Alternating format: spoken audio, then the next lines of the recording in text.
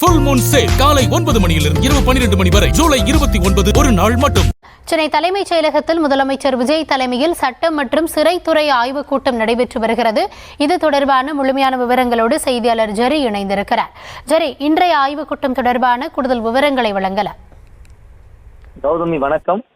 Budget தொடர்பாக ஒவ்வொரு துறை சார்ந்த அமைச்சர்கள் மற்றும் அதிகாரிகளுடன் முதலமைச்சர் சென்னை தலைமைச் செயலகத்தில் தினமும் ஆலோசனையில் ஈடுபட்டு வருகிறார். இந்த சூழல்ல இன்று முதலமைச்சர் தலைமையில சட்டம் மற்றும் சிறைத்துறை தொடர்பான ஆய்வுக் கூட்டம் நடைபெற்று வருகிறது.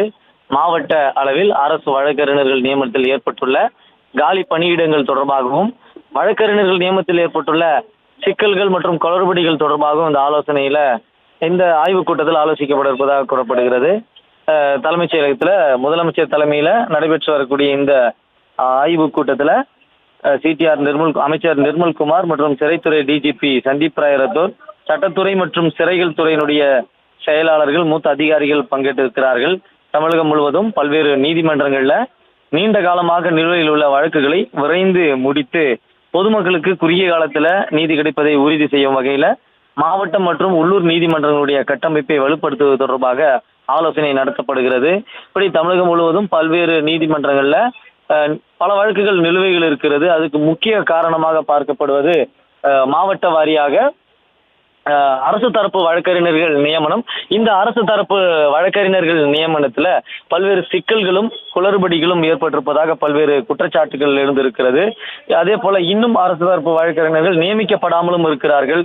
இந்த சூழல்ல விரைந்து அரசு தரப்பு வழக்கறிஞர்களை நியமிக்க வேண்டும் என்பதை முதலமைச்சர் அறிவுறுத்தியிருப்பதாகவும் கூறப்படுகிறது. மேலும் மாவட்ட அளவில் அரசு வழக்கறிஞர் நியமனத்தில் ஏற்பட்டுள்ள இந்த காலி பணியிடங்கள்ல இந்த ஏற்படக்கூடிய நிர்வாக சிக்கல்களுக்கு தீர்வு காணும் வகையில நிர்மல்குமார் உள்ளிட்ட அமைச்சர் உள்ளிட்ட அதிகாரிகளுக்கும் பல்வேறு அறிவுறுத்தல்களையும் வழங்கியிருக்கிறார். சிறைத்துறை பொறுத்த வரைக்கும் மாநிலங்கள் முழுவதும் உள்ள மத்திய மற்றும் கிளை சிறைகள் அடிப்படை வசதிகள் மேம்படுத்துவது, பாதுகாப்பு உட்கட்டமைப்பை வலுப்படுத்துவது, கைதிகளுக்கான மருத்துவம், சுகாதாரம் மற்றும் மறுவாழ்வு திட்டங்களை விரிவுபடுத்துவது உள்ளிட்ட அம்சங்கள் குறித்தும் ஆலோசிக்கப்பட இருக்கிறது.